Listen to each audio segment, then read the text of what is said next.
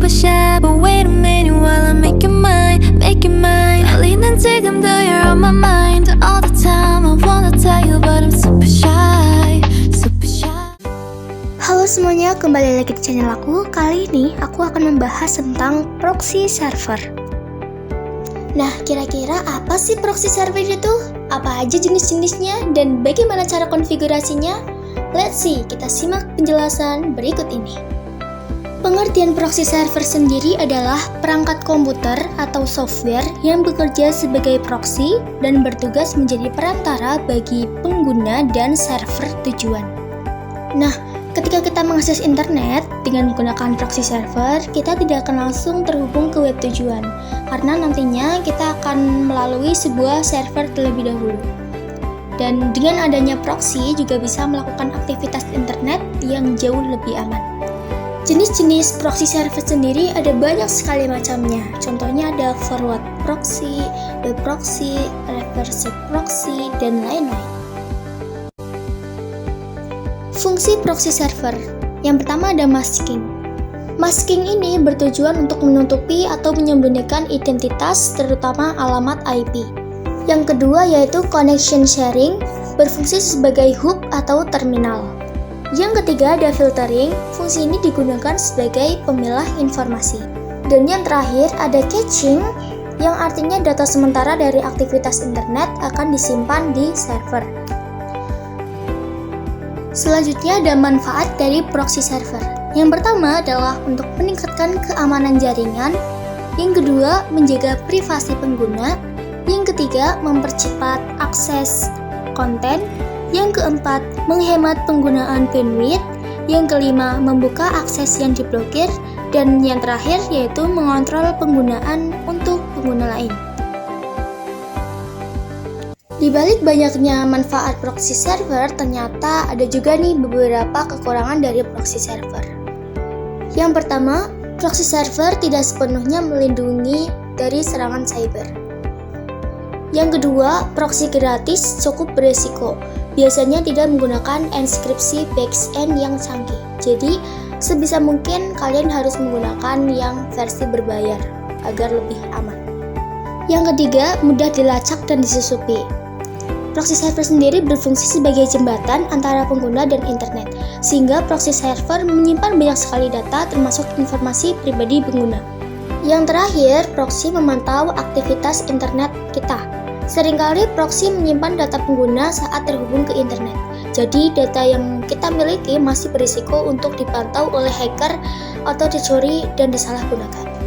Oke, sekarang setelah kalian tahu pengertian proxy server, manfaatnya dan juga kelebihan kegunaannya, sekarang lanjut kita akan masuk ke langkah-langkah konfigurasi proxy server.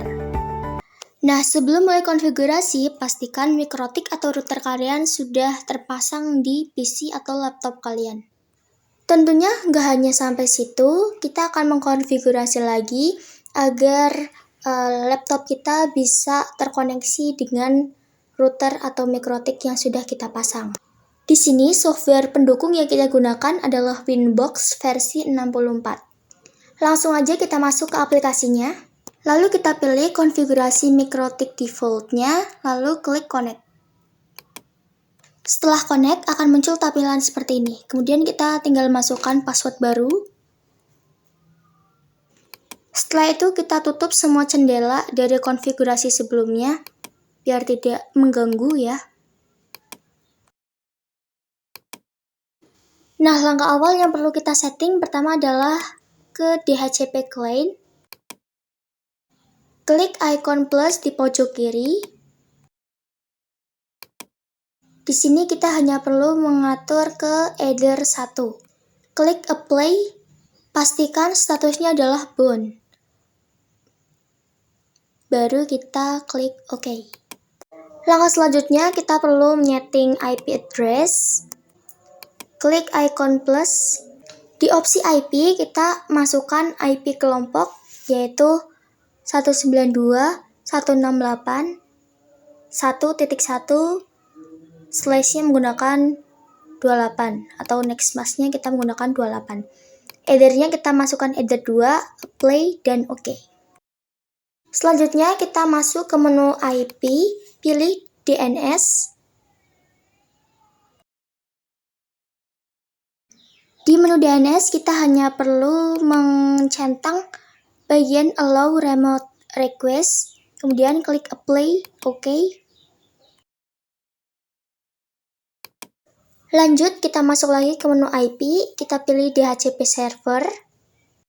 Di jendela yang tampil kita pilih DHCP setup. Di DHCP server interface kita pilih Eder 2. Next. Sampai muncul notifikasi setup has complete successful, tandanya berhasil.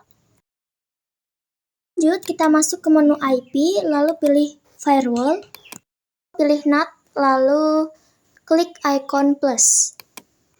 Klik menu general, C-nya kita pilih SRC NAT, protokolnya 6, dengan out interface-nya kita pilih Eder 1.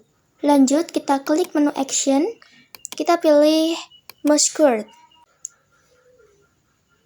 Klik apply, lalu OK. Setelah semua tersetting, kita masuk ke new terminal. Kita login menggunakan admin.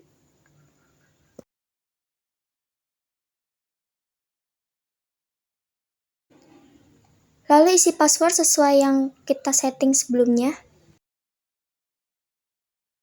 Selanjutnya kita ping web yang akan kita panggil. Di sini kita pakai google.com. Kita akan mengecek apakah sudah terhubung atau belum.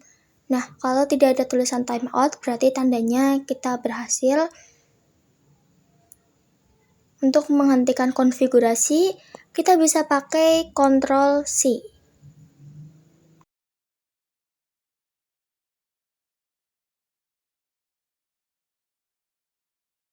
Selanjutnya kita tinggal mengecek apakah sudah terkoneksi dengan PC atau belum jaringannya.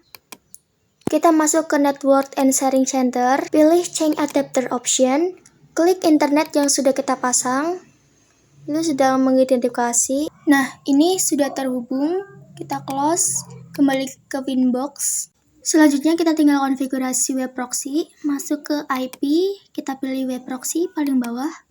Di sini kita centang bagian enable.